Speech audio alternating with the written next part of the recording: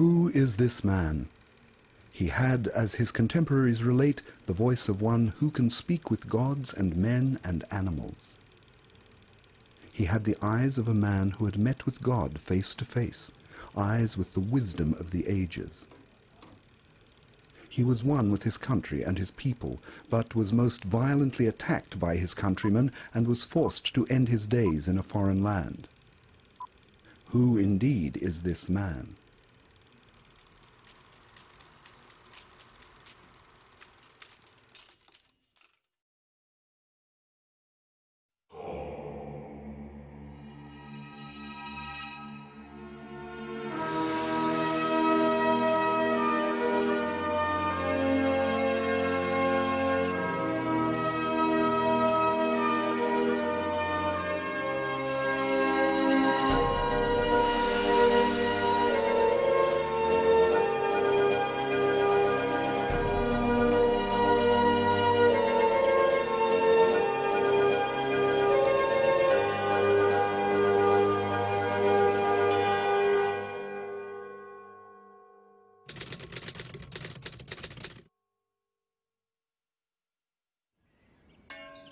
The Balkans at the end of the 19th century. Small, poor and struggling for liberation from Turkish occupation, suffering Serbia was looking longingly towards Europe.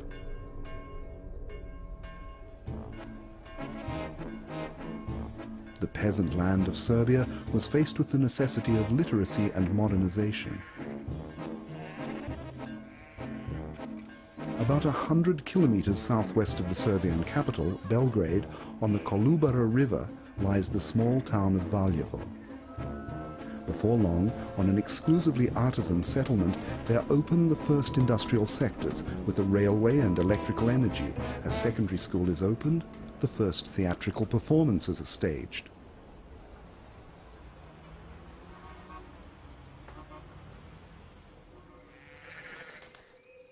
The village of Lelic, not far from Valjevo, on the slopes of Mount Povlen.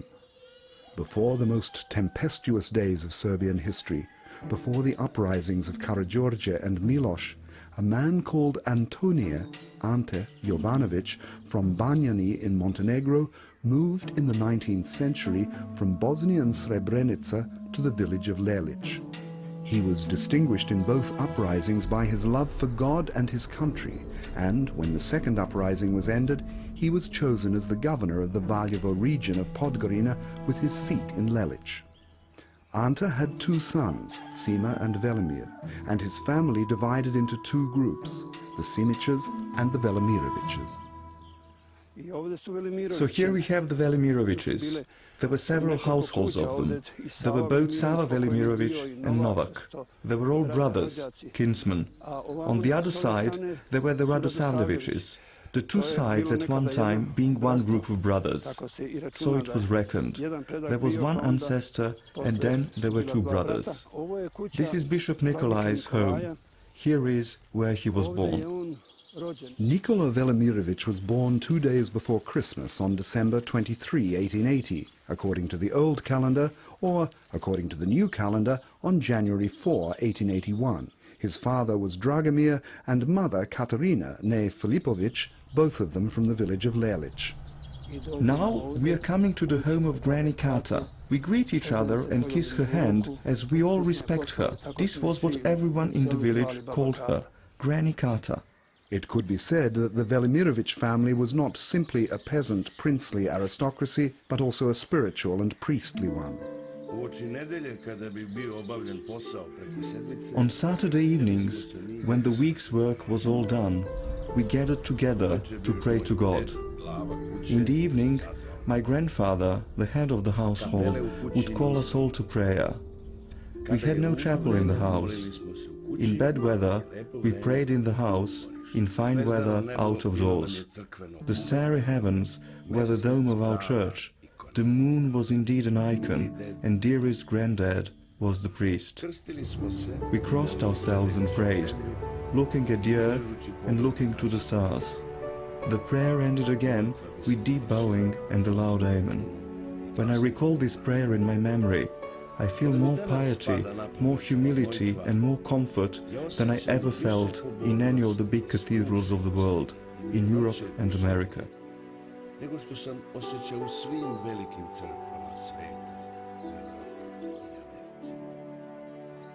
Bishop Nikolai recorded his memories of this period of his life.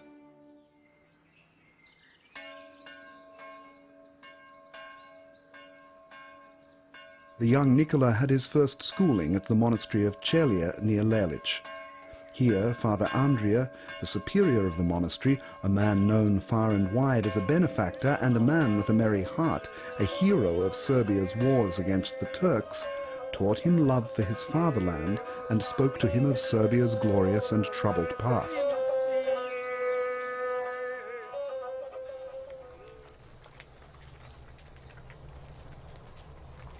The teacher, Mihailo Stuparevic, had never had a better pupil than the young Nikola, and therefore he made the greatest efforts to ensure that Nikola, after finishing his primary education, should continue his schooling at the Valjevo Secondary School.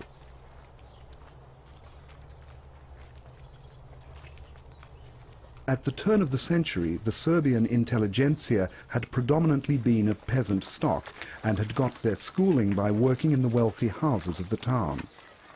Many of Nikola's friends were educated in this way, and he himself first lived in Valjevo with his old teacher, Mrs. Milka Chobanovic, who had in her youth been the first love of Milovan Glisic, and he helped her around the house.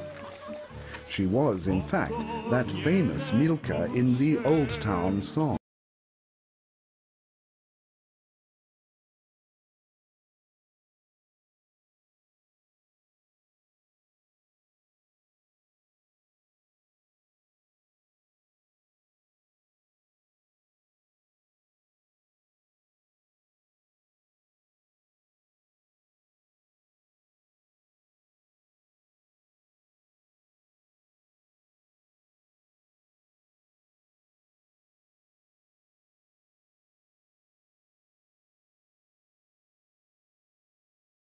After completing 6 years of secondary education in Valjevo, Nikola attempted to enroll at the military academy, but the commission refused his application as he was malnourished and his chest was underdeveloped. Nikola therefore enrolled in the theological and pedagogical school in Belgrade. It was no wonder that this young man, along with many of his contemporaries, was after a military career. After a whole century of fighting, Serbia was only just facing real and glorious battles. In 1903, in Belgrade, the leaders of the Putsch killed Alexander, the last ruler of the Obrenović dynasty, and Draga, his queen. The descendants of the leaders of the first Serbian uprising, the Karađorđevićes, came to the throne. Relations between Serbia and the Austro-Hungarian Empire became tense. It came to the outbreak of what was known as the revenue war between the two countries. In the Balkans, the movement to unite the southern Slavs became ever stronger. Nikola Velimirović, living in Belgrade in cheap lodgings without enough money, was finishing his seminary education as one of its finest students.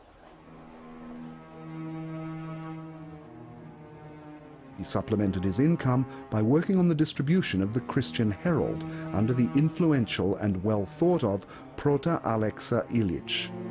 A younger, progressive generation of seminarians would gather around the Prota, together with eminent men of the Belgrade of that time, a few foreign envoys, many of the clergy, and nationalist workers from regions not yet liberated. In these circles, the lamentable state of the episcopate was criticized, and a solution was sought for the Church's problems. Nikola wrote and published his first youthful and uncompromising newspaper articles in the Christian Herald. Let the person who brought up the question of the causes of the decline of faith and morals among us see one of its causes in this very fact and give it firm emphasis. We can only ask for our readers' attention, fulfilling our obligation to the Church, but those responsible in government can give no further thought to the inevitable consequences of such action. Following the practice of the day, Nikola, after completing his studies at the seminary, was first employed as a teacher. This was in his home area in the village of Dračić, about 10 kilometers south of Valjevo. The young teacher took from Belgrade to Dračić not only his diploma from the seminary, but also a serious illness, scrofula, which he'd contracted through his life in damp and dank accommodation and poor food. The doctors prescribed sea air for him.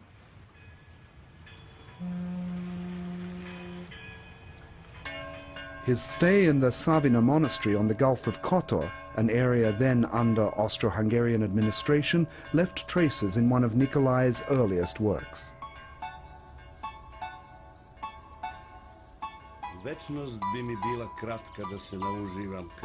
Eternity would, for me, be a short time fully to enjoy your loveliness, you beautiful Boca.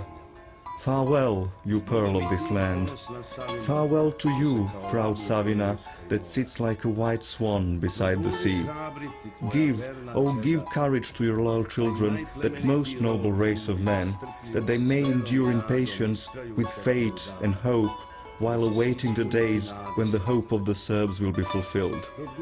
Glorify, oh glorify the name of the most holy Mother of God, that she may, in her great mercy, hasten the day when all Serbs will be taken up into glory.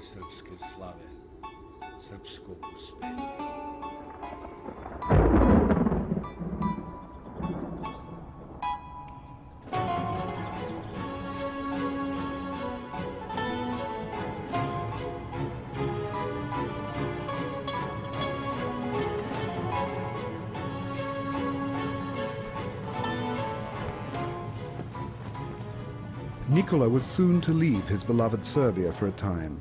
After teaching for a short while in Leskovice, a village close to his own Lelić, Nikola received a stipendium to continue his studies abroad. An eyewitness tells that Nikola's departure to study abroad was decided in a conversation between Prote Alexa and the newly crowned King Petar I. We are preparing everything for the great state of Yugoslavia. I want to send people for study who will be bishops in the new state. Find out who these youngsters are. The Prote, without thinking twice, replied to him, I could give you one name at once, Your Majesty, Nikola Velimirovitch. Nikola Velimirovitch. When Nikola arrived in Belgrade from the village where he was teaching, the king received him. Go where you will and study what you will, but you must graduate in theology, as I want you to become a monk afterwards. Nikola asked the king to defer a final decision until he had thought about it and asked his parents' blessing. Be that as it may, Nikola received a grant to study at the Old Catholic University in Bern, it being the most suitable Western university for Orthodox students. A generous grant allowed him to travel outside Switzerland and hear lectures by the finest theological professors in the German universities. After having passed his diploma examinations in Bern, Nikola completed his doctorate on the theme The Apostolic Faith in the Resurrection of Christ as the Foundation of the Doctrine of the Apostolic Church.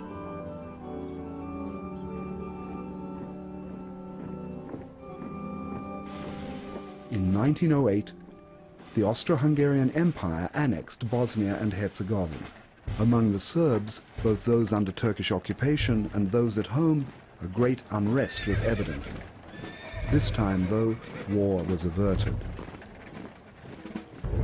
Nikola was at that time already in England, completing his philosophical studies at Oxford, and then finishing his doctorate in the French language in Geneva with the theme Berkeley's Philosophy. Dragi naš Nikola, sad dobismo tvoje pismo.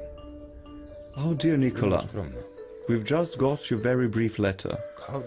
As you wrote, in a bad mood, not knowing what to do, think or decide, to study and prepare for your exams or not, so if you don't feel you're ready to sit your exams and can't get what you need elsewhere, let me know how much you need me to send you.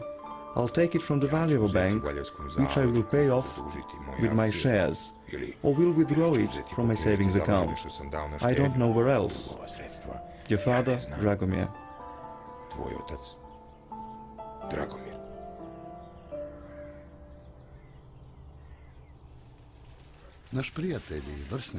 Our friend and worthy colleague, Nikola Velimirovitch, a doctor of theology who has spent a year in England and is working to finish his theological studies, has just most successfully completed his doctorate in philosophy.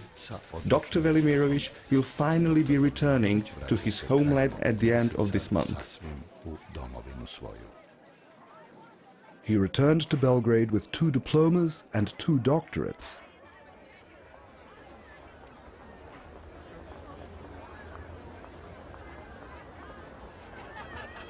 There were, however, to put it mildly, no doors standing open to Dr. Velimirovitch. Hiding behind administrative regulations, the educational and ecclesiastical authorities, unwilling to validate his diplomas, put pressure on the twofold Doctor of Science to complete the 7th and 8th grades of secondary school and pass his matriculation. While all this was happening, Nikola came to the brink of death a 3rd time. The first time he was, as a 1-year-old baby, held to ransom by a highwayman. The 2nd time, on the way home from school, he was pulled half dead out of the river by an older boy from Donja Leskovice, Sreten Savic, who saved him from drowning. The 3rd time he was in danger of death, in 1909, was when, after his return to Belgrade, he buried his brother who had died of dysentery and then himself contracted this dangerous illness. After 3 weeks of treatment in the state hospital, the doctor let it be known that he was so ill that God alone could save him.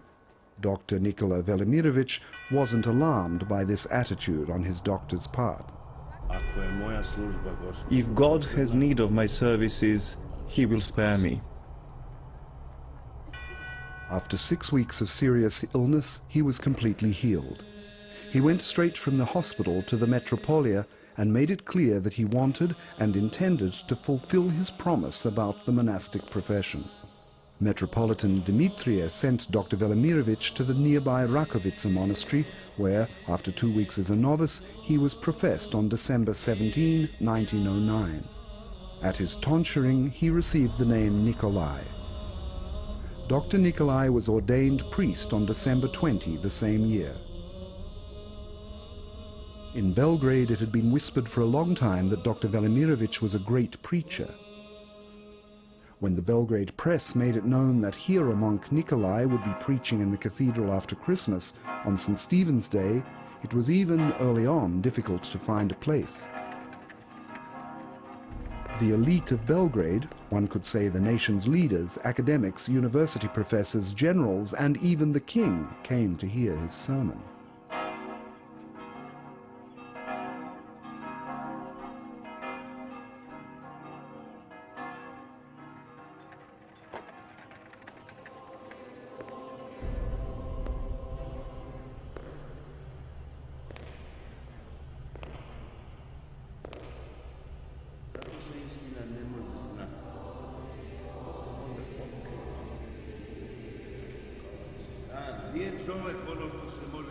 A man is not that which can be put in a grave, but that which cannot be contained by the universe. God does not hide himself from man. A sinful man hides from God, hides until he can see him no more. The Church must inspire the structure of a country, not imitate it.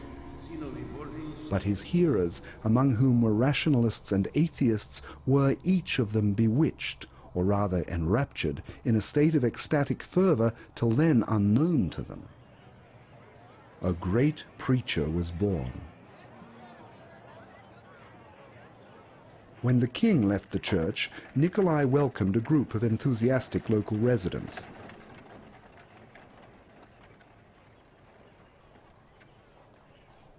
Some of them were shouting that he must immediately be taken to the Metropolia, which is where he belongs. This overzealous enthusiasm on the part of the people probably had an effect on the decision by Metropolitan Demetria, a few days later, to send Dr. Nikolai to study in Russia, to deepen his orthodoxy. From the time of his first academic debates with students and professors, he became known in St. Petersburg. It was, of course, learned that the monk with the double doctorate was spending some time at the faculty, and that he was making use of his time in Russia to get to know the people, to travel around that great country and become acquainted with the churches, monasteries, and holy lavras. Under the influence of the works of Dostoevsky and Soloviev, Dr. Nikolai began to think about the universal man, in contrast to Nietzsche's Superman. The hero monk Dr. Nikolai Velimirowitz, at the king's decree, is appointed an assistant tutor at the seminary of St. Sava. The salary will not be enough to support you, and so how can you, out of it, set aside anything to pay your debts? Before this appointment, the theological faculty of the University of Bern once again offered Dr. Velimirowitz the position of assistant tutor at the university, and at the same time the editorship of the well-known journal, the International Theological Review, which was produced in 3 languages.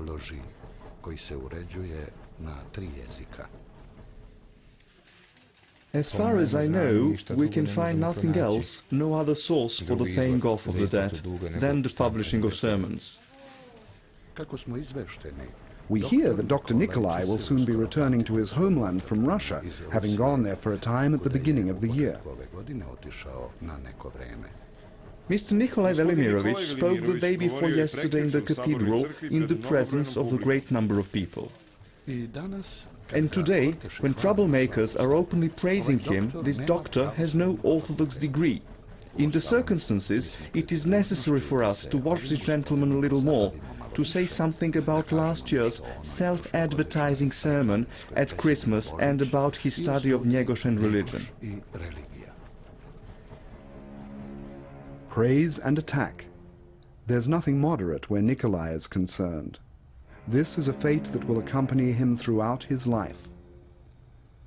Nikolai begins to write more extensive works.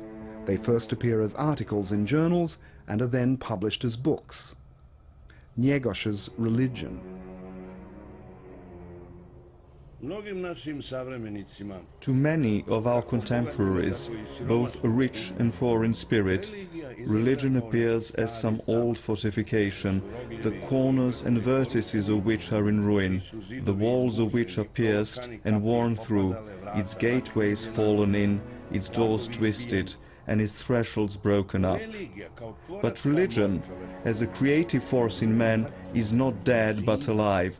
It is today just as vivifying and powerful as it was in former times, except that today it is presented and expressed in a different way than formerly.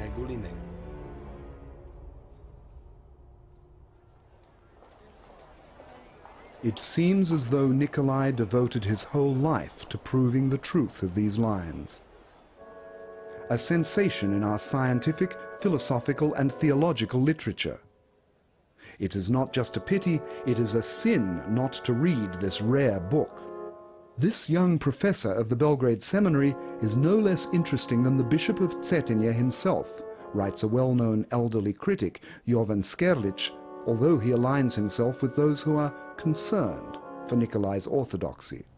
According to Skerlic, on the other hand, Nikolai's evident gift is dangerous to young people, as he deludes the masses and has a bad influence on the younger generation, replacing reality with the ideas and beliefs that ideas and God's love are the fundamental laws of this world. The history of the Serbian Orthodox Church as one of the local churches of Orthodox Christianity developed through the ages at the point of encounter between East and West, 2 Christian confessions and 2 faiths, Christianity and Islam. The Christianization of the Serbian tribes was a long and complicated process which, beginning at the time of the labors of the holy brothers Cyril and Methodius and the phenomenon of literacy among the Slavs, was gaining strength. The founder of the ruling dynasty of the Nemanjićes, Stefan Nemanja, decisively opted for Eastern Orthodoxy. Nemanja's son, Rastko, who in monasticism received the name Sava, became the first Serbian archbishop, and the Serbian church became autocephalous. Saint Sava's work on the religious and cultural development of his people left an enduring mark on the history of the Serbian church and people. In the time of Emperor Dušan Nemanjić, the Serbian church achieved the status of a patriarchate. After the Serbian lands fell under the Ottoman Empire, the church in truth became the institution that preserved the identity of the Serbian people. Naturally, during this period of slavery, the general educational and theological level of the clergy fell significantly. And so the church of the 19th century was, for the most part, awaiting the liberation of Serbia with moral courage and with the fundamentals of the faith kept safe. However, a generation of intellectuals educated in Western universities had drifted away from the Orthodox Church and begun to look on it as a conservative dead weight in the process of modernization and of embracing Western democracy. At the time at which Nikolai began his activity in Serbia, the clergy was not held in much respect, often being even the subject of ridicule.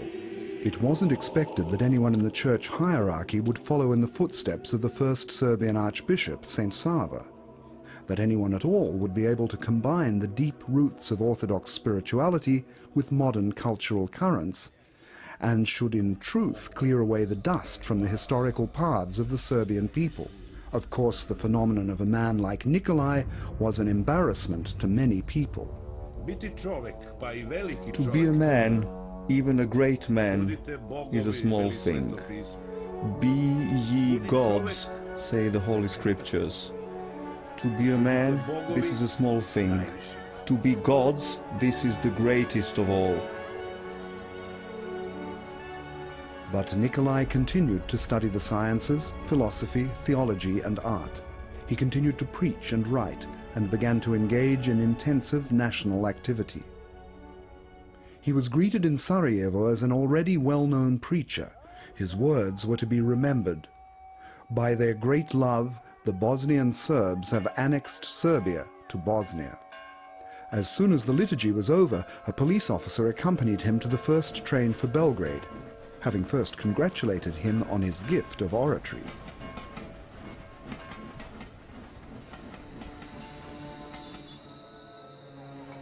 On his return, he was taken from the train in Zemun and subjected to rigorous questioning.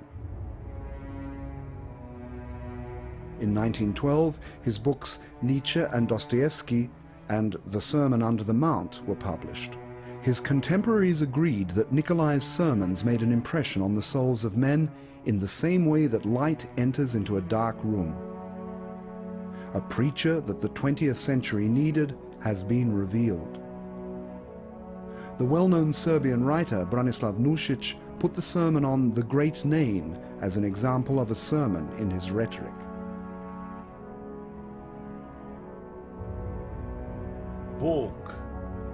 God. This single word contains the whole of my preaching. One short word, but a vast meaning, a magical power. The Balkan War broke out in the winter of 1912.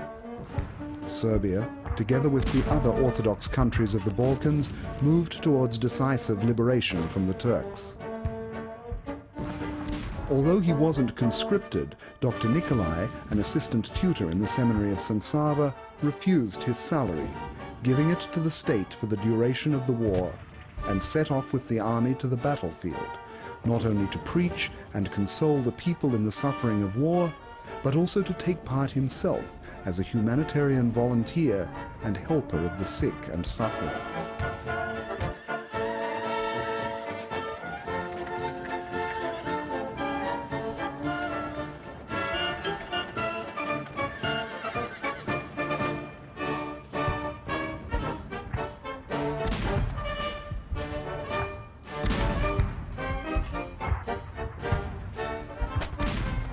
After success in the wars in Serbia, the Holy Episcopal Assembly met in 1913, and its members agreed that Dr. Nikolai be elected bishop for the vacant diocese of Niš. To the amazement of all, Nikolai declared that he was unable to accept election, both because of his attitude to the episcopate and because of the unhealthy state of the church. In 1914, a new book of Nikolai's sermons that he had preached during the Balkan Wars, Above Sin and Death, was published.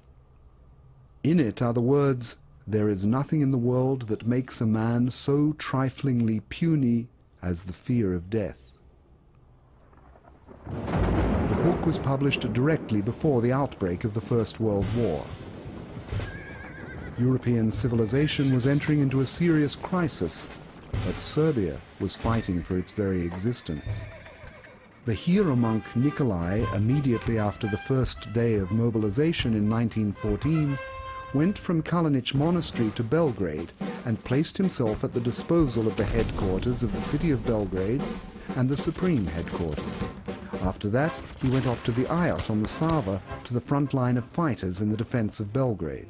He gave courage to the soldiers by his presence and his words, and didn't leave the place even when enemy grenades were falling all around and kicking up the earth in various directions. The collapse of the Austro-Hungarian offensive enabled Nikolai to return to Kalinic, both to rest and to continue working on manuscripts already begun.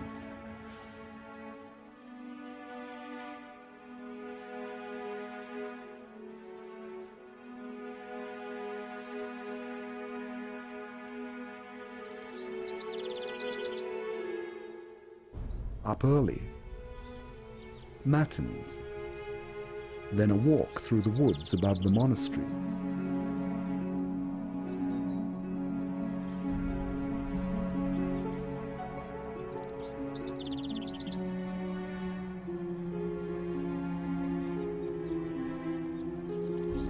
Conversations with the 100-year-old beech trees, and then writing.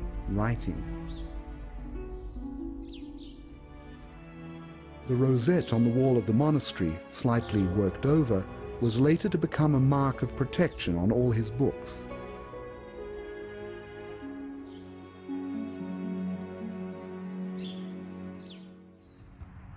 The great early success in the war turned Europe's attention to the little Balkan country. Germany's arrival in the Balkans to help the Austro-Hungarian army created critical times for Serbia. The Allies' aid to Serbia was totally inadequate. In April 1915, Nikola Pašić, the Serbian president, summoned Nikolai to Niš in order to send him to England to explain Serbia's situation and its role in the war. We have agreed, the king and the government, that you must go to London. Tell them that we are in a storm at a sea. A large ship can bear the buffeting of the waves, but what it is like in a small dinghy that is towed by the large ship.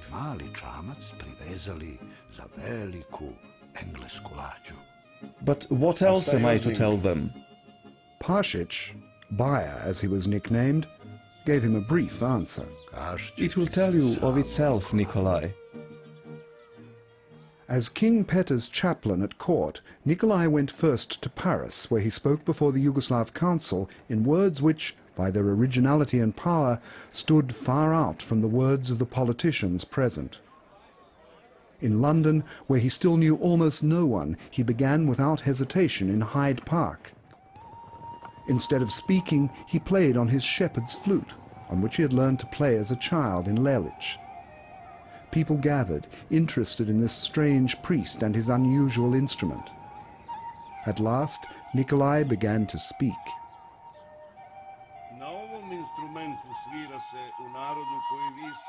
This instrument is played by a people of which you know only evil. You know that this people has killed kings. You accuse it of having killed Ferdinand, the heir to the Austro-Hungarian throne. I want you to know that Prince Lazar, a prince of this people, stood on Kosovo field in 1389 with his army as the protector of the Christian Europe and gave his life for the defense of European civilization. I want to say, by the way, that at that time there were as many Serbs as there are English today. Today we are a tenth of that number. Where are they? They perished, struggling for freedom and defending their culture. i braneći svoju kulturu.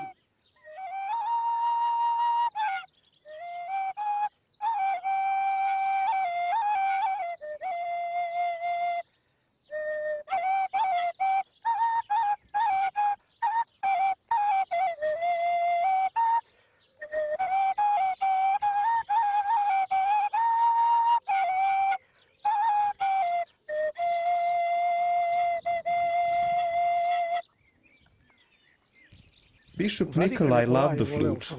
I had carried some suitcases for him that were filled only with flutes, single and double. There was nothing else in them. The English clergy invited Nikolai to speak in their churches.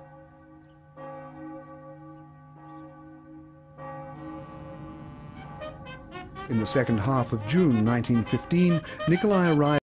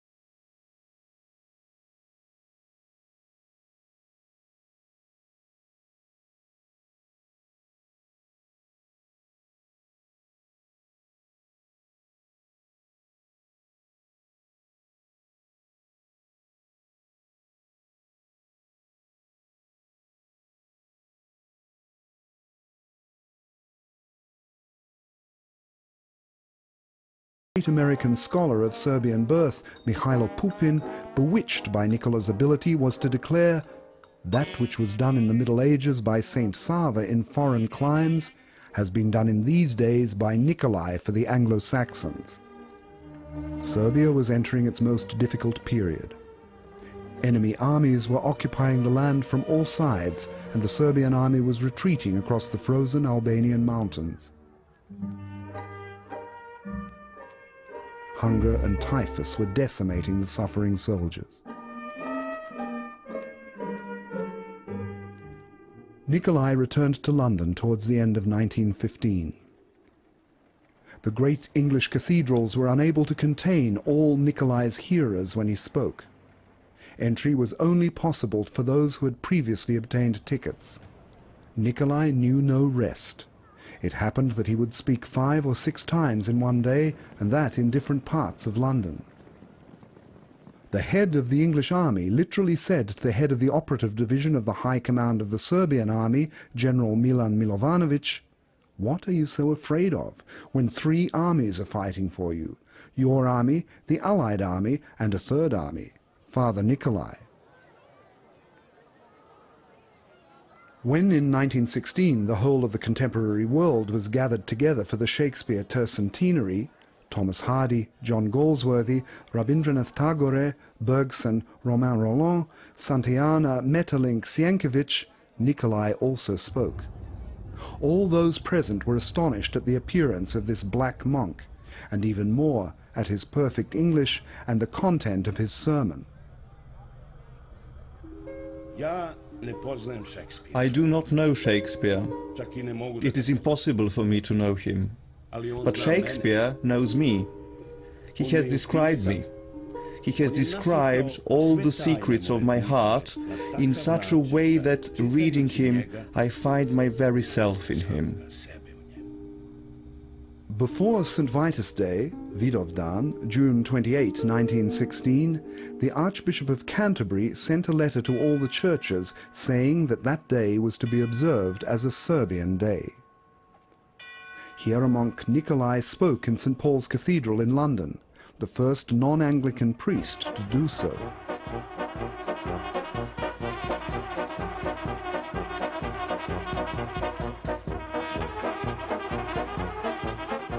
The remains of the exhausted Serbian army, after resting and reforming on Corfu, continued fighting on the Salonika front.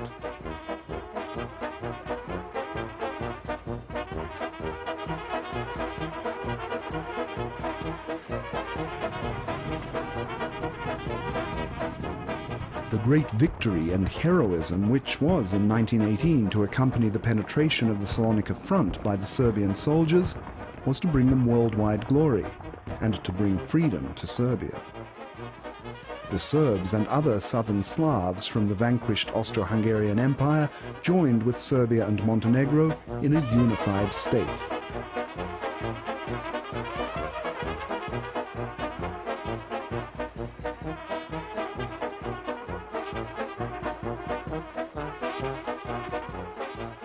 During the First World War, there were in London, along with Nikolai and with similar goals and tasks, several eminent Serbian intellectuals: Slobodan Jovanović, Jovan Cvijić, Bogdan and Pavle Popović, Čedomilj Mijatović, Dimitrije Mitrinović, and others. A small group, but a strong Serbian lobby. Cooperation with the Serbian Council, contacts with representatives of the other Yugoslavs, and also with eminent Czechs, Russians and Poles, a common grasp of the dramatic crisis in Western civilization, discussions on the new humanity and new Christianity, and especially the enthusiastic utopian ardor of Dimitrije Mitrinović, all of this influenced Nikolai to draw once again on certain ideas with which he was occupied in earlier days. Around the end of the war, he wrote his famous work, Words on the Universal Man. As opposed to Nietzsche's Superman, a concept of Western civilization which more and more aspired to totalitarianism, he placed the Slavic, Balkano-Mediterranean and Far Eastern concept of the universal man. He was tired out by war and evil, and was as though desiring for a moment to forget that paradise on earth is impossible, and that many who went before him, most especially Russian thinkers, dreamed of a world created on the love and sacrifice of the universal man.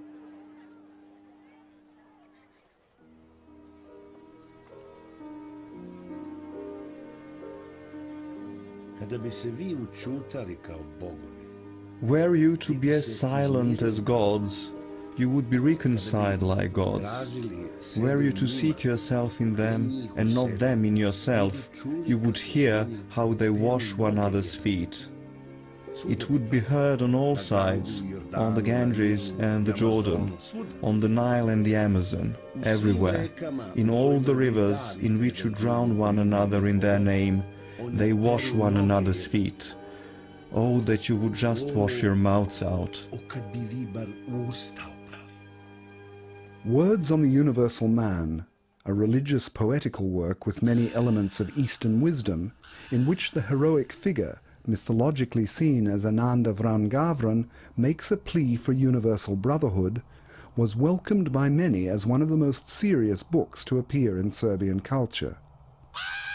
Nikolai grasped deeply that Christ, the God-man, couldn't be concealed behind the universal man, either by short-term tactics in the struggle against atheism, or from deep concerns over the destiny of fragmented humanity.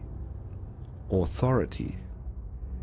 Representatives of the greatest world powers were gathered in Versailles, but God had no representative there.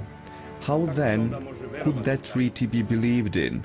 Were not people offending God by not inviting Him to be present and put His seal on that treaty? Did not Great Britain, a Christian country, sin against God by not inviting Him to be on its side in this instance, when victory became a reality? Nikolai said this, among other things, in a sermon given in England after the conclusion of the Treaty of Versailles. Among his hearers, silence reigned. Nikolai paused at length, and then cried out, "On your knees, Great Britain! On your knees, I pray to God to forgive you for not summoning Him to confirm the treaty that you dictated to the vanquished." His hearers fell to their knees, and Nikolai finished his sermon with a prayer. There was an immediate appreciation of the spiritual quality in Bishop Nikolai personally, and also as a representative of the Orthodox tradition in Serbia. People were very clear about his spiritual quality, and by extension the spiritual quality of the church he represented. And the fact that he was able to make friendships with very influential people meant that it became possible to use some of the facilities here.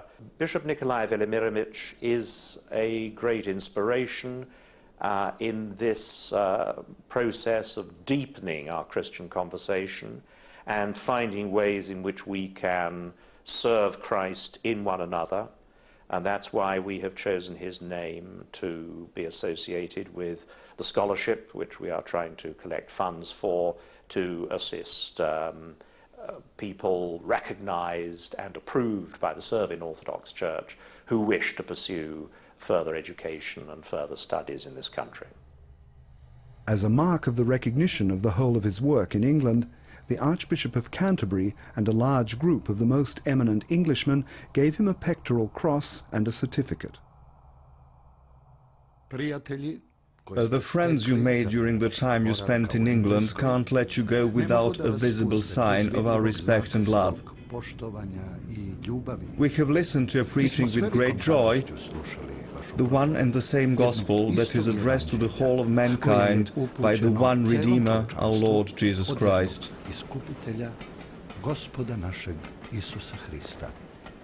While he was still in England, the Holy Episcopal Assembly of the Serbian Orthodox Church in March 1919 elected Dr. Nikolai to be Bishop of the Diocese of Zicza. Arriving in Serbia, Nikolai thanked them for the honor, but once again refused episcopal consecration. The Serbian president, Stojan Protic, followed by various prominent people, attempted to persuade Nikolai. Yes, yes, these brethren and gentlemen is your thinking. Nikolai must simply become a bishop and everything will be all right. But other and much more vital necessities and questions are silently passed over, which must be thought about and acted on. This is not just a question of filling the empty place brought about by the death of a bishop.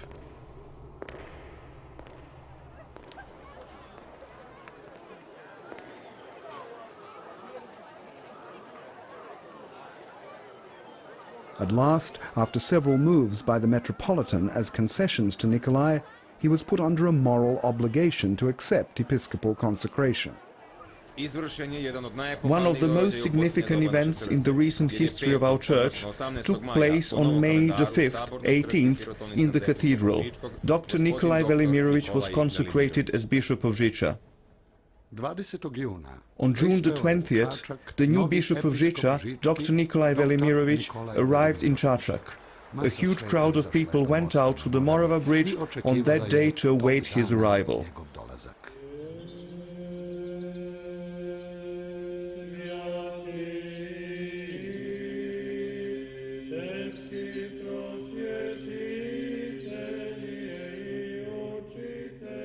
In 1920, the United Serbian Orthodox Church in the new state of the Serbs, Croats and Slovenes received once more its former status of a patriarchate.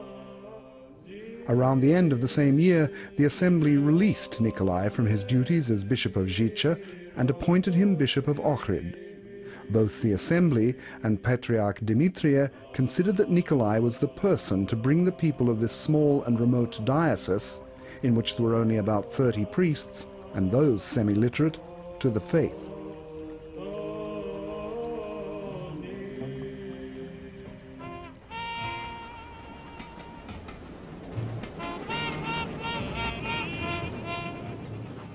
The Black Colony in New York asked its new bishop to preach a sermon in their church, St. Philip's. Before the service, 40 black boys went into the church carrying Serbian and American flags, which were warmly received. After the service, one of the priests introduced the bishop to his flock and said that the Serbian bishop Nikolai, a son of the heroic Serbian people who was known throughout the world, would speak. An extraordinary sermon was followed by the Serbian anthem, Bože pravde, sung by 1,500 throats. Nikolai, who continued to travel a great deal, worked on the organization of the Serbian Church in America.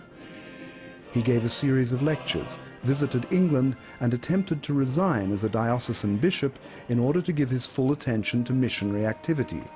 But when this was not accepted, he quietly went off to Ohrid.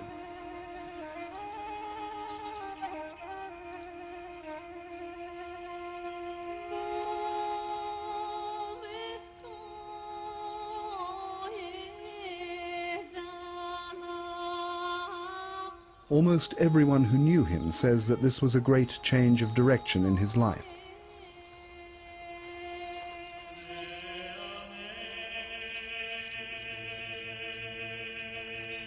From a learned religious thinker of the global type of man who was careful about the influence his actions would have, who worked to bring about the most comprehensible dialogue with modern spiritual currents, he became a mystical solitary, an ascetic and man of prayer of the strictest orthodox type, the hermit of Akhrid.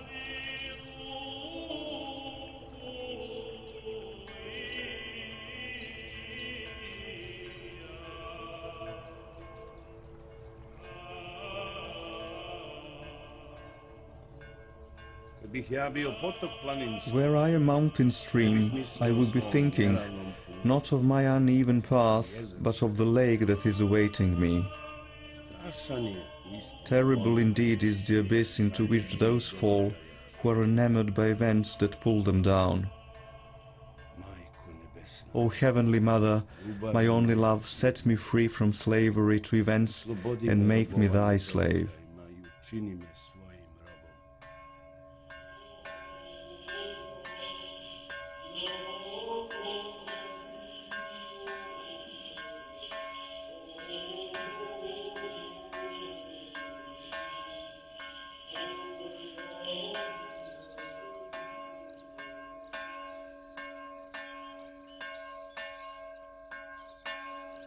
In his monastic solitude with God, the Bishop of Zicza and Ohrid lived in places founded by Serbian kings and saints.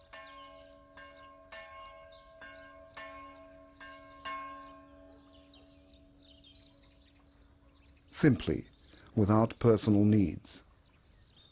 His whole life was poor, lived among a people as modest and poor as he was. God's people. He carried God in himself. Of course, there were those who were delighted at this development, while others found new reason to attack him. In 1922, his book Prayers by the Lake was published. Bless my enemies, O Lord. I also bless them, and do not curse them.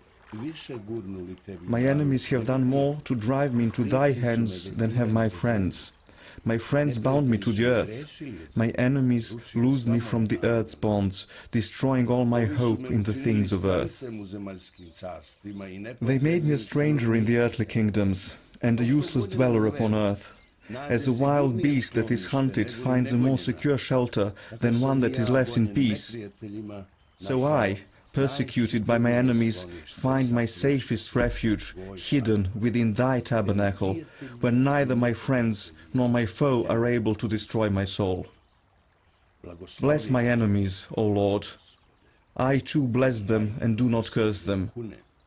My enemies have thought me to know, as few know, that a man has no enemy in the world but himself.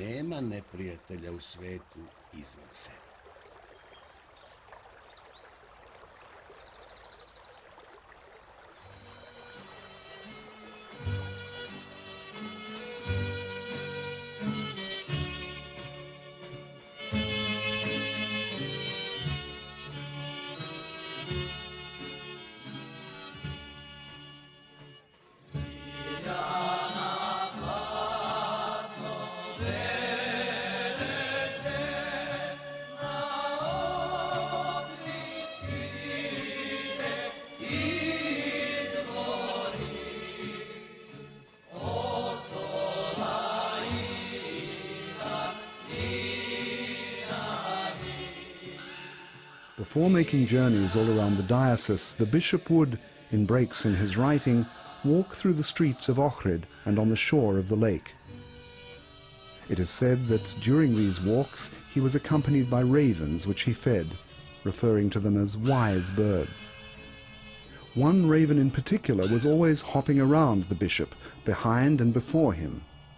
It was as though Ananda Vrangavran, in a symbolic presence, was seeking of the bishop a further, deeper knowledge.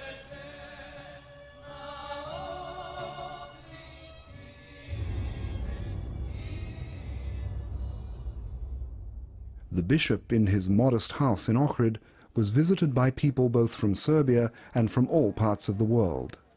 From Shumarian peasants through members of English aristocratic families right to the famous Indian writer Rabindranath Tagore. He and Nikolai had been friends for many years.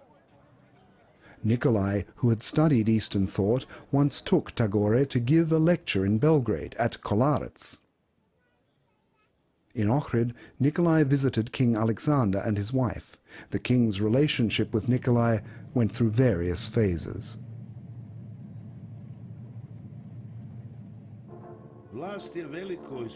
Power is a great temptation, and few are those who are able to withstand this temptation. Only those can do so who know that they are thy servants under thy footstool. All men are too weak, Lord, and ready to give themselves over to self-love and pride. But pride was the downfall of many of the angels, so how can it not be of man? Out of thy love for thy peoples, O Creator, fill the leaders of the people with fear of thy judgment. When the king in 1929 introduced the January 6 dictatorship, Nikolai warned him on various occasions. The Serbian Church has existed and survived in various countries, and it still exists in Yugoslavia, which is only a state and is therefore a transient phenomenon, while the Church is eternal, he said to the king. One amusing episode in Ohrid best depicts the relationship between these two great men. Skromny Vladichanski dvor uz samu obalu jezera. The modest bishop's house right on the lakeside. During lunch, Tushko the cook brings the king a tray bearing a suckling pig of 1.5 kilograms or maybe 2 kilos. Nikolai grabs the tray and throws the pork out of the window into the lake. Does an Orthodox king really want to eat flesh on a fast day rather than the famous Ohrid fish? The king was naturally not amused. The pork had disappeared before his very nose. They finished lunch without further exchange in a fairly tense atmosphere.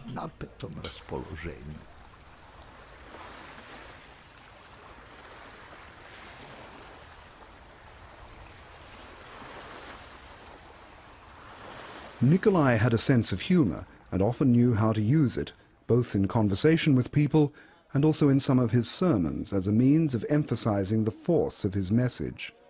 However, his contemporaries remembered him, above all, as a rare and mysterious person. Slobodan Jovanović, the famous Serbian lawyer, historian and politician, wrote this about Nikolai. It was precisely that in him which was reserved, untouchable and mysterious that drew people to him. This was not without reason. That mysterious side of his character was a sign of those men of spiritual power that we are unable completely to understand, and only truly great people are capable of grasping. I was ill with diphtheria, 10 years old, me and my sister. Diphtheria was then almost 50% of people died of it. He came into the room, sat on the bed and gave me a little icon from the Holy Mountain, saying, "That's fine," and said that I would get better. And then he blessed me. And when he went out of the room, it was as though the Holy Spirit had come in and out.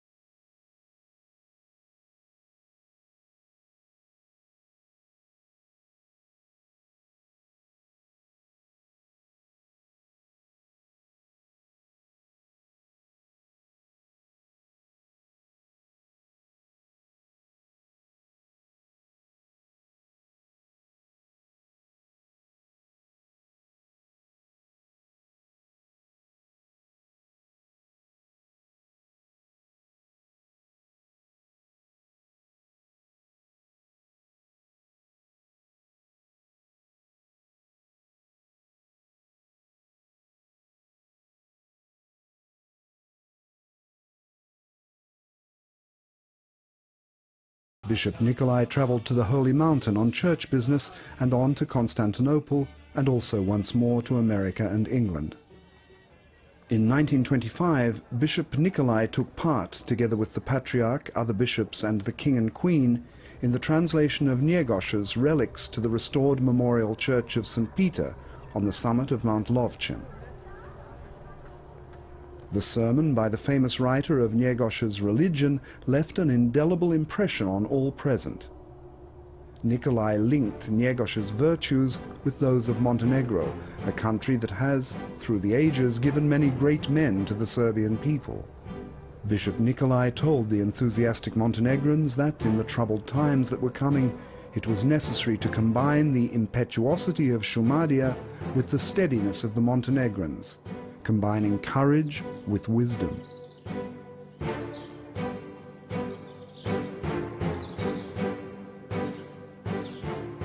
After the death of Patriarch Dimitrie, instead of, as many people expected, Nikolai's accession to the patriarchal throne, Varnava was elected patriarch.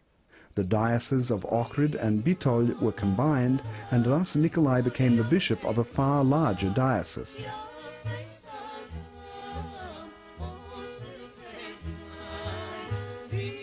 In Bitol, where a seminary had earlier been begun jointly with Metropolitan Iosif of Skopje, a public kitchen was opened for the very many poor people, then Bogdai, God's gift, for abandoned children, which he visited almost every day. The seminary in Bitol was truly a nursery for future Orthodox saints and great theologians.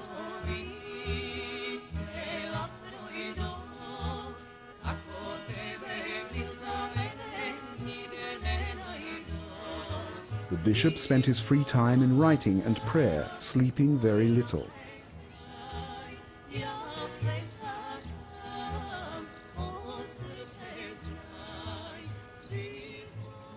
During his time in southern Serbia, now Macedonia, new books were published.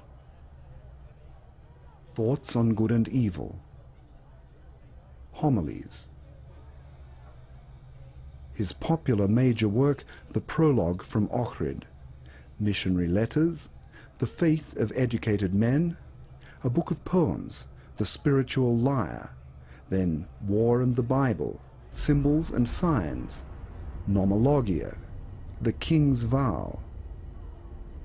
On every book there was to be seen the rosette from Kalinic, which speaks to us of what was pulling at the bishop's heartstrings.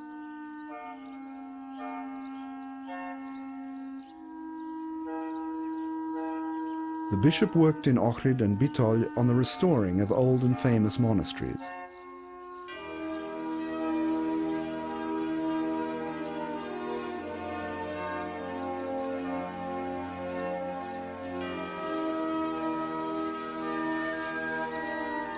Then, while he was still Bishop of Ohrid, he began the building of a church in his birthplace, Lelic. "Build it if you have the cash," it said that his realist father, Dragomir, told him when Nikolai declared his intention. "The villagers will help me," was Nikolai's reply. Look only to yourself, son. Don't put me in the position of having to sell the little land I have to pay off your debts. But Nikolai really was not that interested in money. When he traveled from Ohrid with bags full of money for the building of the church, collected from the royalties on his books published in Serbia and in other countries, and also donations from admirers at home and abroad, he gave generously as he went to anyone who turned to him for help. His companions were always concerned that there would be nothing left for the intended goal. The church in Lelic was, however, completed in 1929.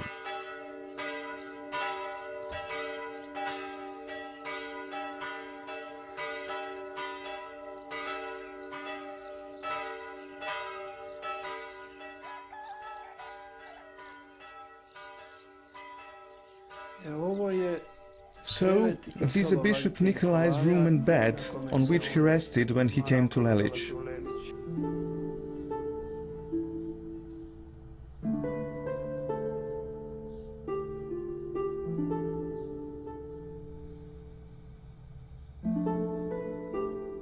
He returned to Zicea in 1934 as administrator, and in 1936 was once again appointed Bishop of St. Sava's most significant diocese.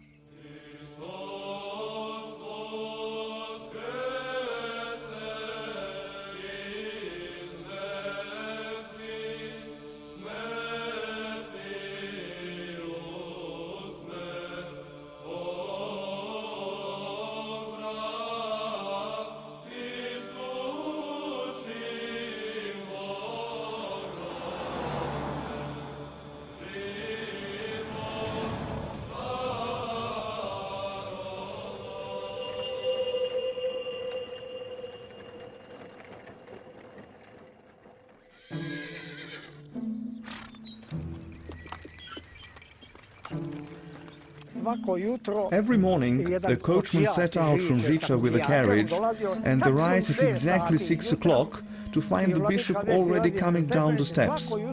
Each morning, whether in winter or summer, we went to Žiča, every day without fail. At that time, he had no other vehicle and never traveled in any other.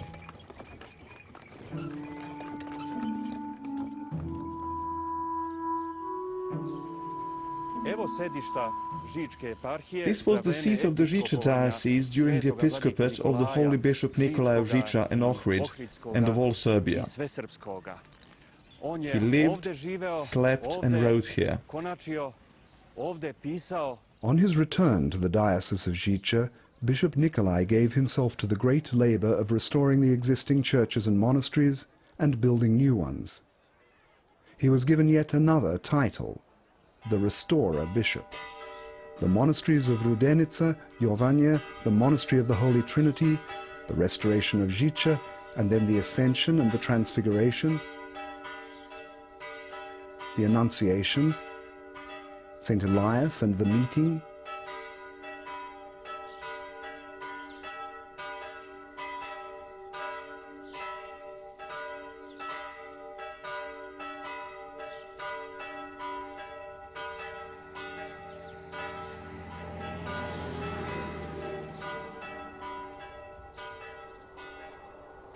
the monasteries of the Ovča Kabla began to look like a Serbian holy mountain, being so named by the local people. But churches were also built in the towns and villages. There is not much film footage showing Bishop Nikolai. This film, never before seen, was made at the consecration of the church in Šilopai.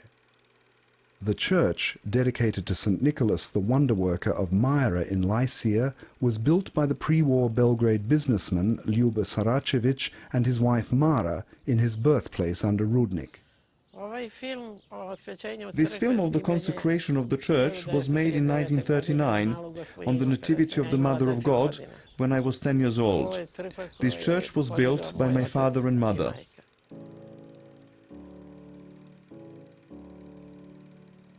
The founders.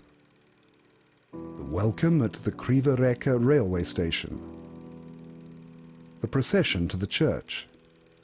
The welcome in front of the church.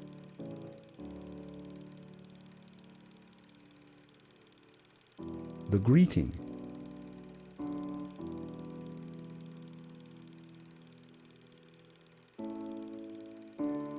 The consecration.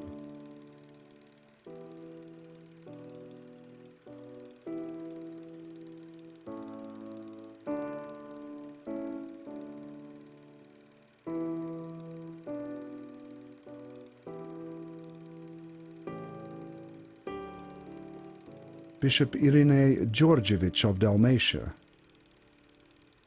Bishop Veniamin of Braničevo,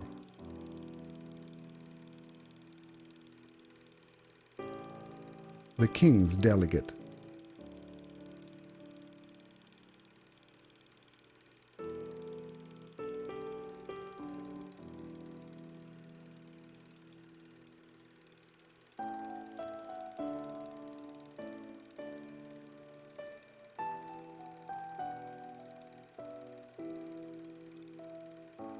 the sermons,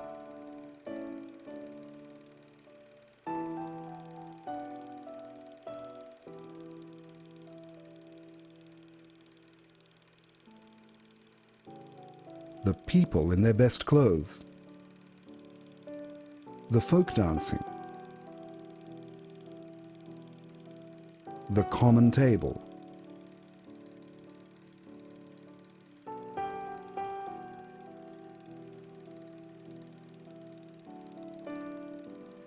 the delegates, the Minister for Justice, Vladica Marković,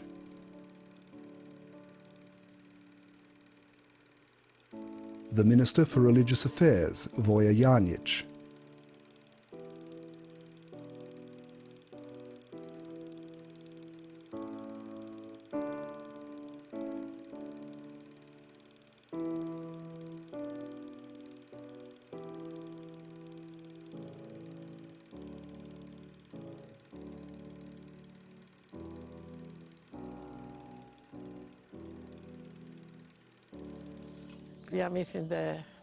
I think it is said that there were about 50,000 people there, people who had come from the surrounding areas, not only guests from Belgrade.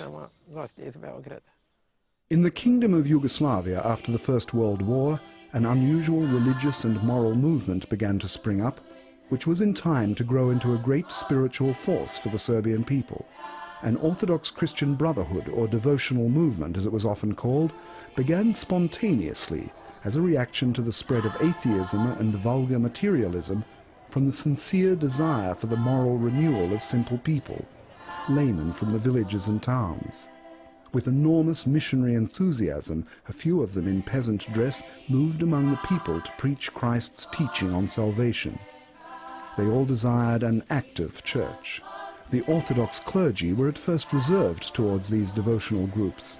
Very quickly, though, at the suggestion of the Holy Assembly of Bishops, Bishop Nikolai accepted the spiritual leadership of this spontaneous movement.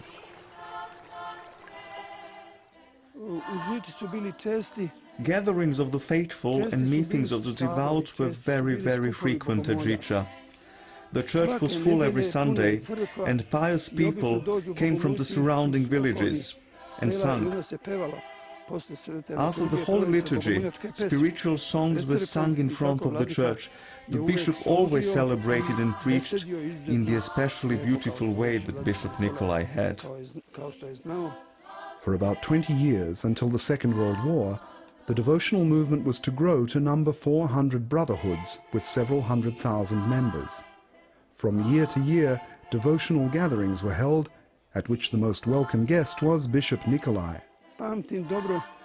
I well remember that year, in 1938, the great gathering at Žiča. This was the biggest devotional gathering. When everyone was gathered, there were 100,000 people, if not more. I don't know if any area was left out. From Vojvodina, Serbia, even from Macedonia and from Montenegro.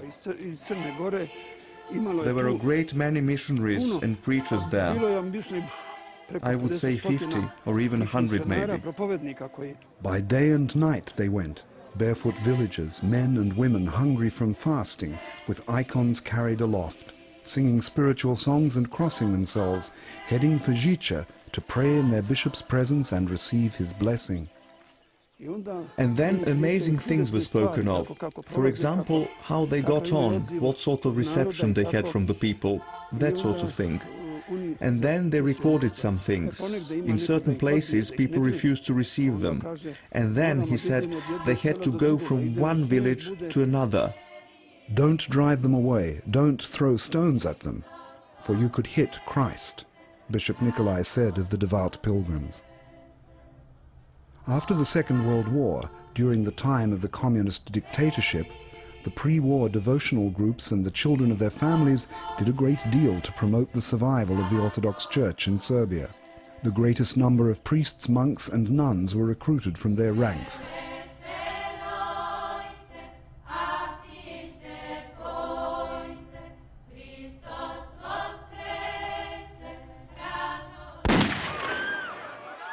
In 1934, King Alexander was killed in a coup in Marseille.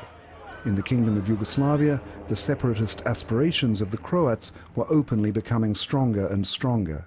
In 1937, the government of Milan Stojadinović planned to conclude an agreement with the Roman Catholic Church. The Orthodox Church engaged in a struggle against those privileges that would, through such an agreement, allow a Vatican presence in Yugoslavia. Patriarch Varnava and Bishop Nikolai were the most active in the conflict and were in regular contact with ministers and envoys and the whole Orthodox Church. It was in 1938 that Grandpa Bishop Nikolai gave a talk against the Concordat. Grandpa stood among our villagers and talked with them. I was somewhere there as a child in a corner. In Belgrade, the police attacked a procession with clubs. Among those injured was Bishop Simeon of Shabats. And then the police surrounded everyone like this, and as soon as they said the wagons moving, they began to fire their guns. We all lay down on the wagons. This was a real fight what I experienced. I know that they fired on the procession. In the hubbub of the conflict over the Concordat, in the never-ending explanation of the circumstances, Patriarch Varnava died. According to some witnesses, it appears that he was poisoned. The Montenegrin Metropolitan Gavrilo Dojic was chosen as the new Patriarch. The Concordat was not adopted in Parliament, but an unhealthy situation in the country indicated the approach of disaster. About Nikolai, I remember him. I was a young girl going to church. He was sitting and people were crowding around him. He was sitting on a little chair and having a meeting. What we had to do. That war was coming. The dark clouds of war were gathering over Europe. Cvetković Marček's government signed the joining of the tripartite alliance, but the protests that were followed by demonstrations and a putsch were supported by Patriarch Gavrilo and Bishop Nikolai. I must tell you about how the tripartite alliance was signed. Cars came from the court for him and off he went. He and Patriarch Gavrilo overturned the tripartite alliance and placed the king on the throne. This is right. It's all true.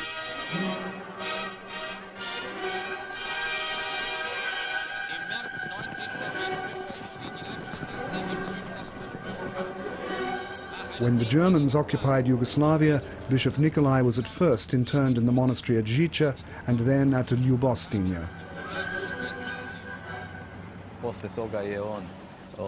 After that, he was... When the war came, he was imprisoned, and I had no chance to see him or be with him.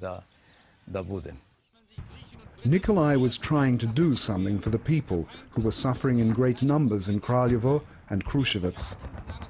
There followed many interrogations carried out in Kruševac. The bishop found it difficult to bear the misfortune of his people. He began to grow very weak and his legs gave out on him.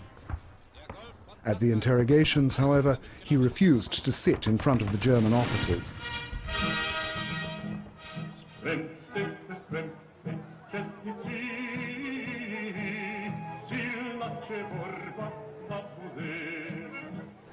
Armed Chetniks and partisan groups were active in the area around Ljubostinja, but the bishop was visited in the monastery by clergy and monks. The Germans were suspicious of these visits and set a night watch around the monastery.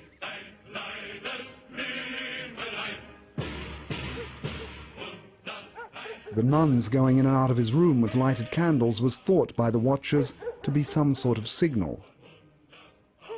A thorough search of the monastery produced nothing. They didn't even discover the Jewish mother and daughter of the Neuhaus family, whom the bishop was hiding there with false documents. Vladika Nikola je došao sa monaškom odorom za moju majku. Bishop Nikolai came with a monastic habit for my mother and wrapped me in a couple of sacks. He bought a whole lot of winter provisions, throwing them into sacks and concealing them with his legs so that his cassock covered them. And so we passed through the German ring, trembling and terrified. Of course, on the bridge on the way out of Trstenik towards Ljubostinja, a soldier asked him where he was going and what he was doing. He said, "I've just been shopping." He was successful because he spoke to him in German, and so we crossed and were saved. He then took us in and gave us into the care of the abbess at the monastery. We were there for 18 months. Although they did not find the concealed mother and daughter, the Germans nevertheless took the bishop off to Kruševac. Who knows how things would have turned out if hieromonk Vasilije Kostic, a refugee professor of the seminary at Bitol, hadn't brought an "in case of need," a decoration for civic service which the bishop had received back in 1935 for his help in the setting in order of the First World War German military cemetery, and this from Hitler. The general, who was interrogating the bishop, ordered that he be set free and returned to Ljubostinje.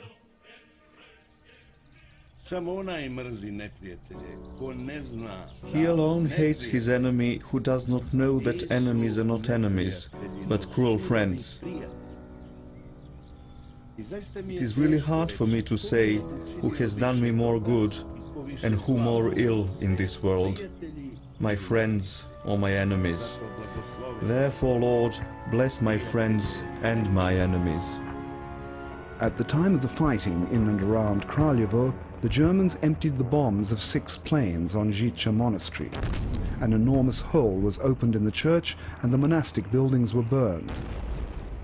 This was a hard blow to Bishop Nikolai, both because of his labors and the love he had devoted to the restoration of Žiča before the war.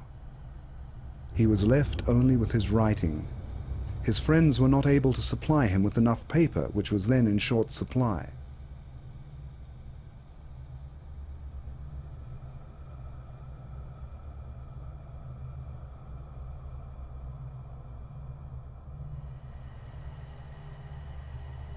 Do not confuse the defeat of the army with the defeat of the people. Do not equate the fall of the state with the fall of everything. States are given to their people so that there should be something to come to ruin in the people's place, that there should be something to give as ransom for the souls of the people.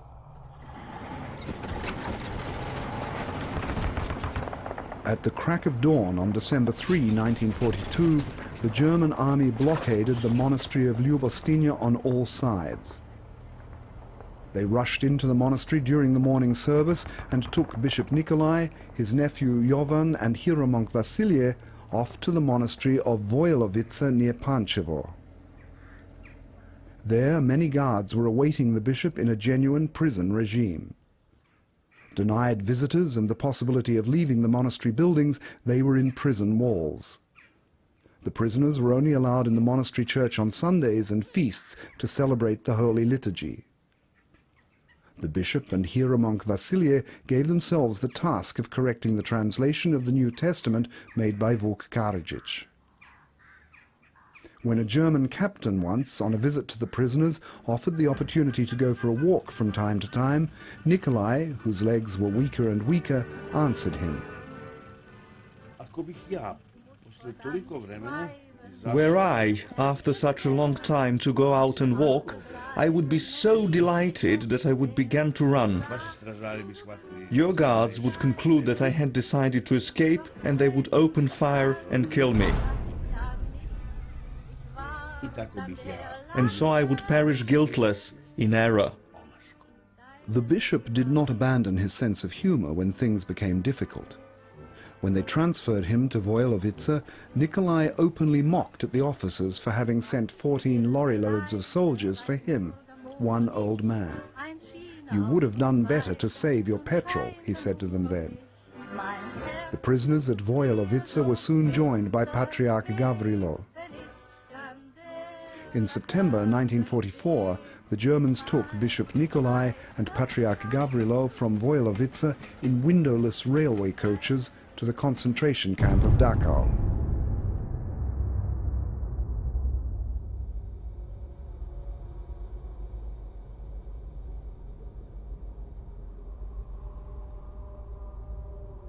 During the Second World War, the Serbian people endured terrible suffering.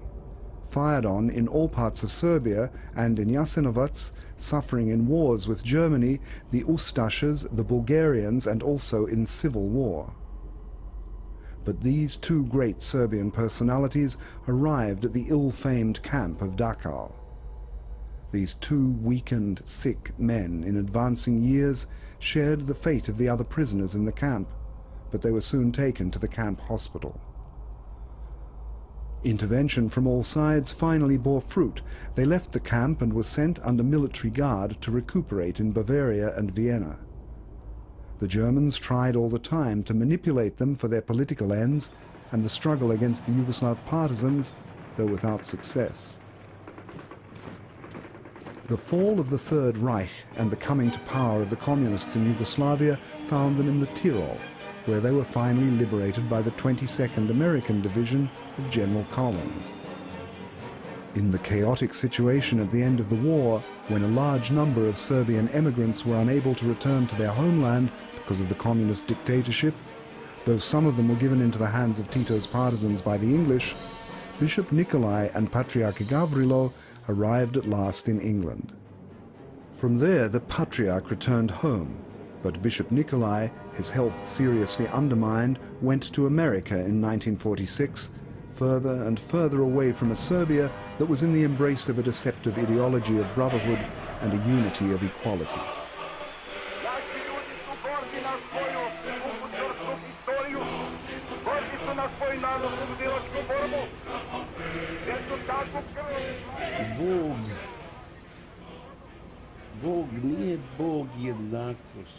God is not the God of equality, but of love. Equality would exclude all justice, and all love. It would exclude all morality. From the grave of love, there grows justice. From the grave of justice, there grows equality. Look more closely unto yourself, and you will see that you never in fact desire equality. That which you desire is not an equalizing of all, but the rising up of the small and weak to the great and powerful. But, not having the power to rise up the small and the weak, you drag the great and powerful down from their heights to the level of the small and weak.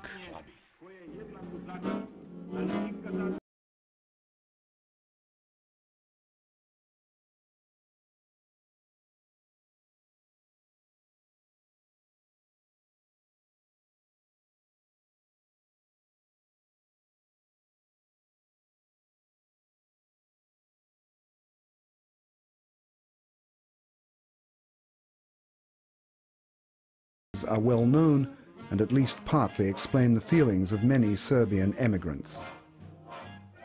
The same year in which he arrived in America, while he was still wrestling with matters of immigration with the authorities, Columbia University in New York awarded him the honorary degree of Doctor of Divinity.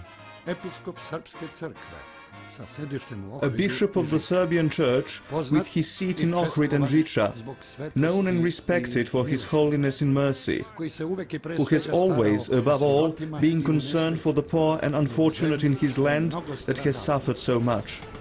A great scholar, a great preacher, and above all, a great moral force. It was 51 years ago in March that we came to America after 5 years in the camp. And that same year, on Vidovdan, St. Vitus's Day, Bishop Nikolai arrived. We arrived in March, and he came in June for Vidovdan.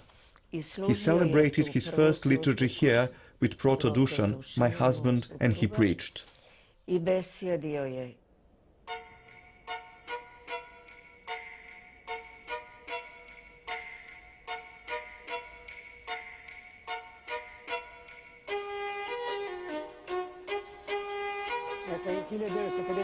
So then, in 1952, when Holy Bishop Nikolai came to consecrate this church, I was a young man.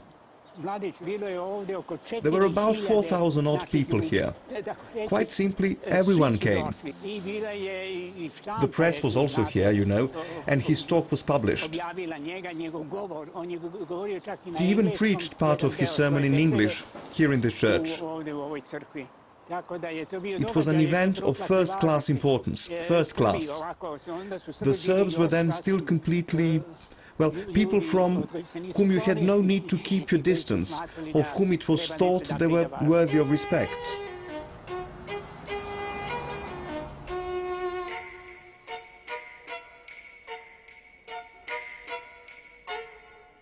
My daughter put all the bishop's things around her neck, you know, his panagia and, oh Lord, his crosses and everything.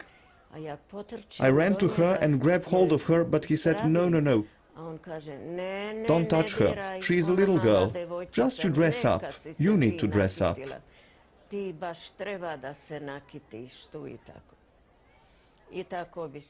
And he smiled and went to his room. He had a table, a big bedroom. He would sit there the whole night, writing all the way till dawn.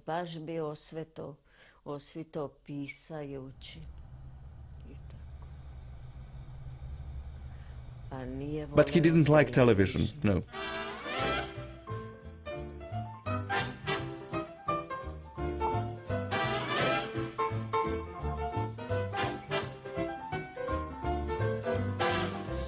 Sunny day with a smile on my face, I'll go back to that place far, far away.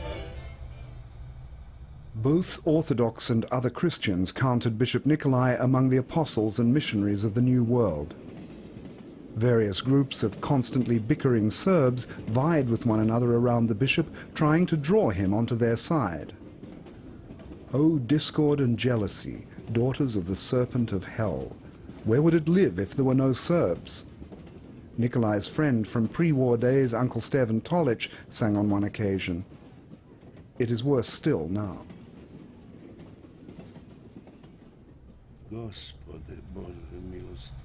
O merciful Lord God, forgive us, Serbs, our sins. Restore to us our freedom, and give us strength, that we may in freedom glorify Thee, as never and no one had done before. Amen.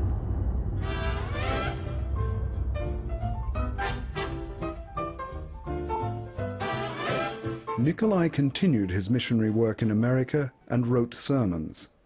But, among other things, because of a difference of opinion with Dionysia, the bishop of the Serbian Church in America, he withdrew to the Russian monastery of St. Tikhon.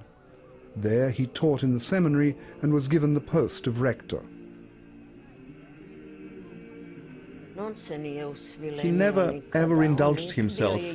He lived extremely modestly. One suit, one cassock, one of everything. He never had a suitcase or anything like that.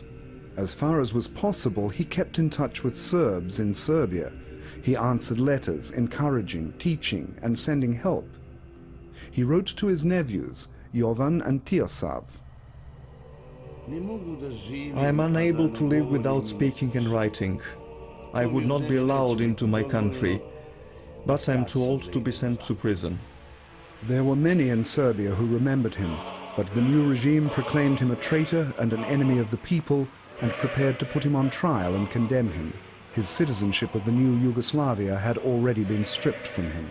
Nikolai's books were read only in secret. Milovan Djilas, a highly placed official in the Communist Party, in his efforts to cleanse Serbian culture, wrote about Nikolai in 1952, calling him a terrifying, fanatical, Rasputin-like figure. And the Association of the Orthodox Clergy of Serbia, under strong pressure from the government, unmasked Bishop Nikolai as an agent and traitor to his homeland. Among those rare people in Serbia who openly expressed their love and respect for Nikolai was Archimandrite Justin Popović. Being himself under house arrest, isolated within his own country in the monastery of Chelia, where Nikolai began his education, Justin taught generations of monks and future bishops. For him, Nikolai was the greatest Serb after Saint Sava. Deserted monasteries in Serbia, with in front of each of them a crucified figure of Saint Sava, and he, looking in sorrow and wretchedness at his successors, his unhappy flock, as it falls into ruin. The bishop wrote and preached to his last hour on earth. Unhappily, very few manuscripts of his sermons have been preserved. The words of our Lord and Saviour Jesus Christ are contemporary. They never grow old, as He is forever young, never having aged, and always being here before us. And these words are full of meaning and fully applicable in the present day, in our modern life. But however modern it is, however civilized the world is, however primitive the world has become, and however it has abandoned culture, it is the same. As I said, Christ is needful to all, essential and ever contemporary. Fear not those who kill the body, but are unable to kill the soul. Early on Sunday, March 18, 1956, in the monastery of St. Tikhon in South Canaan, Pennsylvania, while at prayer before celebrating the Holy Liturgy, Bishop Nikolai died peacefully in the Lord. The whole world took leave of this great man. To quote the most beautiful words of Bishop Nikolai at the end of his study of the life of Saint Sava,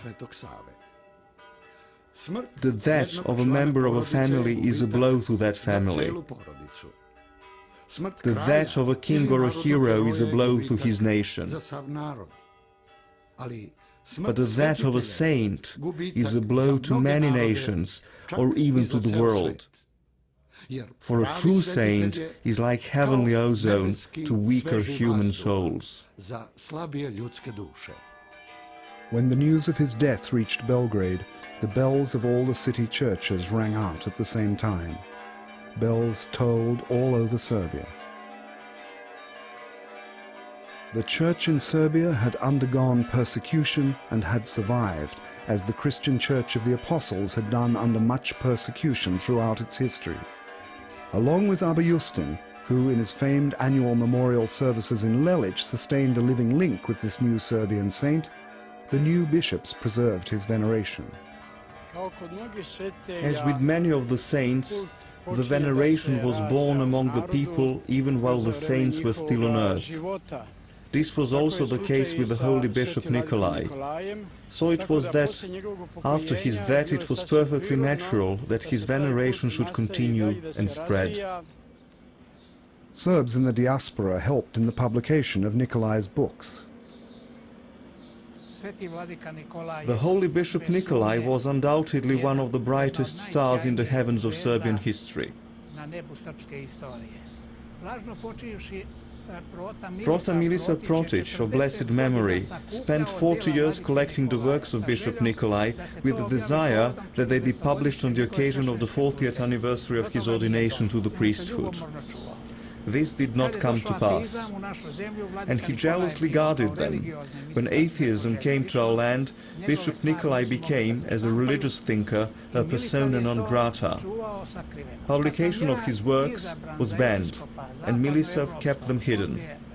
When I was elected Bishop of Western Europe, he said to me, "Vladika, you are going to the free world. I will give you all that I have collected of Bishop Nikolai's. Publish it somewhere in the West." I had to carry a little at a time, so that it was not found and confiscated at the frontier. When I had taken out about half of it, he became rather ill. He called me and said, "Just in case, God forbid, of anything happening to me, I have made 3 copies of all his works. One copy is built into the wall of my bedroom behind this wardrobe. One is in the bell tower of the church in Mirjevo, and one is in the Vujan monastery. So if they find and destroy one of them, I know where the others are." Although in Serbia there were continued attacks on Bishop Nikolai as a heretic, reactionary, Mason, British or German agent, and even, when necessary, enemy of the people and reactionary, they only drew forth from the devout people an even stronger love for the bishop and sense of his holiness.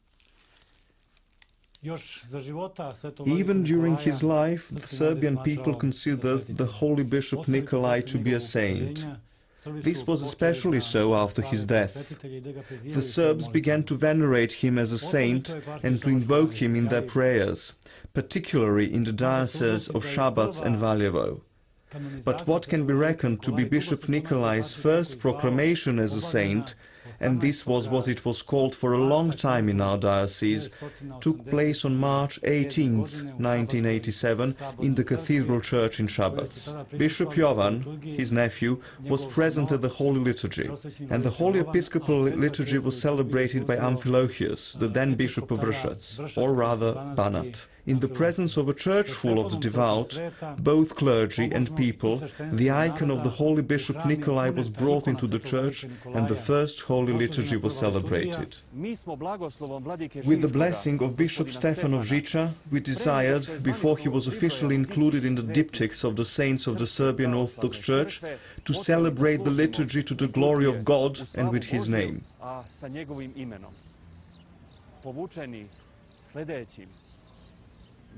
We were urged on by the sense that we had the right, before the official proclamation, to glorify the saint whose holiness was spreading abroad during his lifetime here in his centers of Žiča and Kraljevo. The first frescoes and icons of the holy Bishop Nikolai were begun. Then, when we came to our church, the Cathedral of Christ's Resurrection, where we are now, I see the large icon of him on the holy table. It is really big, so big. And I sit down and think, Lord God, look now at this saint. How many times did I receive him into my house? And how many meals did I prepare? Is it possible? Finally, in May 1991, Bishop Nikolai's relics, which had lain in the monastery of St. Sava in Libertyville for 35 years, set out on their journey to Serbia. A great many Serbs in America and Canada took a tearful leave of the relics of their bishop. We are here at Surčin Airport in Belgrade, where, in 1991, the plane landed bearing the relics of our Holy Bishop Nikolai, who was arriving here in his fatherland for the first time after his long exile in America, where he had lived and where he died. He lived among us Serbs in America like a holy prophet, as the personification of the spirit of Saint Sava, as a living incarnation of all that is good in us Serbs, in our holy Orthodox faith. Even the Americans said of him that he is a second Messiah, that he is a new prophet of the Church of Christ, living among us. But at Surčin Aerodrome in Belgrade, there were only a few hundred people awaiting his arrival. In front of the church of St. Sava, on the Vraća plateau, there were 2,000 or 3,000. At Žiča, only just over 1,000. Only in the bishop's village of Lelić on May the 12th did he receive a magnificent welcome. About 30,000 people were gathered there from every corner of Serbia. Anyone who was present that day in the monastery of Lelić will never forget it. To begin with, the whole Serbian people were gathered at that Lelić, and the hearts of all who did reverence to the Holy Bishop Nikolai were utterly filled with love for our Holy Bishop, a son of the Valjevo area. It was so moving and touching a sight to see the columns of people who that day poured into Lelić, and most especially when his relics arrived at the monastery, when everyone fell to their knees, reminding us of the unforgettable reception of the relics of the Holy Prince Lazar when they traveled around Serbia at about the same time. The Serbian people was, at that time, entering into a great time of trial. The new government, although it was for strategic reasons tolerating the Church, had not heard or understood the messages that many years before Bishop Nikolai had confided to the future. There were not many Serbs who heard and understood it. Yugoslavia signified spite against Christ, spite against Saint Sava, spite against Serbianism, spite against the history of the Serbian people, the wisdom of the people and the people's integrity, spite against every one of the nation's holy treasures, spite and only spite. At the moment of the fall of communism, weapons will immediately be acquired by the Croats. And what do the Serbs think? They will think, as in 1918, that it is first necessary to call elections. abandoned the preposterous joke that one man will build a future happy Serbia. Every leader of a baptized people who, rejecting Christ, desires to bring happiness to his people, leads his people not to the land of happiness, but to the never land, inevitably and inescapably.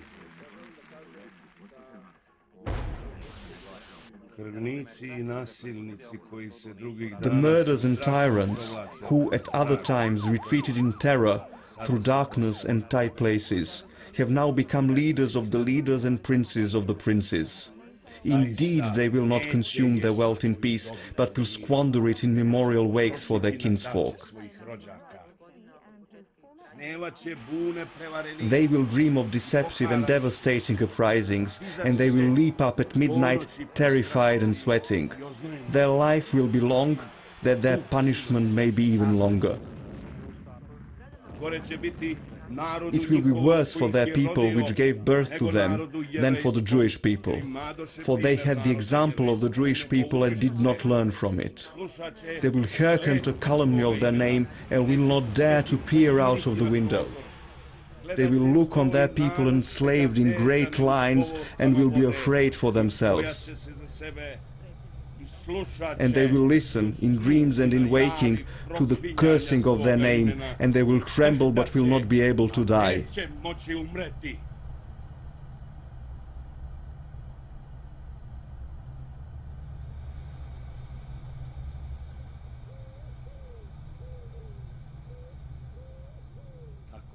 Thus a nation of sinners will stand up together like grass to kill God. And the knife that they raised against God will slip, and they will stab themselves in the heart. Of course, people are not always willing to listen to prophets. Attacks on Nikolai continued on all sides whenever anyone recognized himself in his words, just as it was with the prophets of the Old Testament.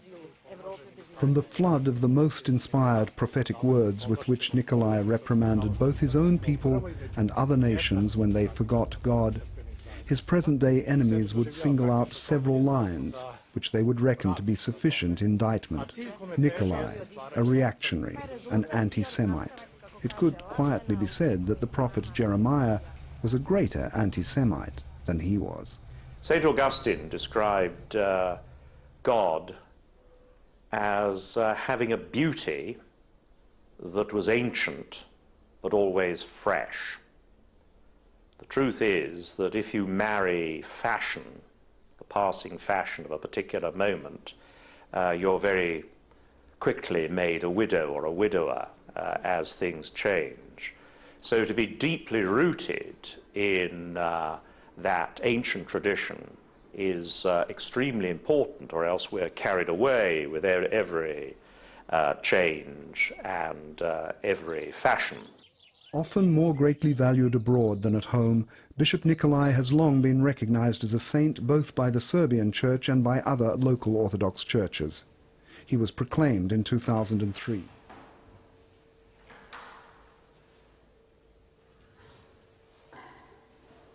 The date for the celebration of the new saint was determined as March 18, the date of the saint's death, and May 3rd as the date of the translation of his relics to Serbia.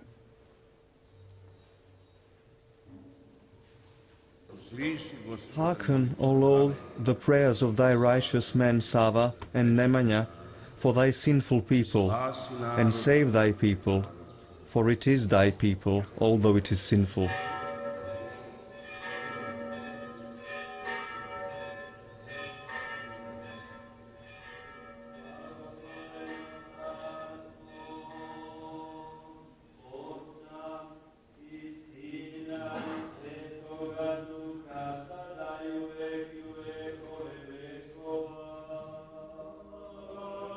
Saint Nikolai the Serb, an unattainable greatness, a spiritual pillar and bastion, the most brilliant Serbian preacher and theologian, the greatest Serbian religious writer and thinker, a universal man, and more than that.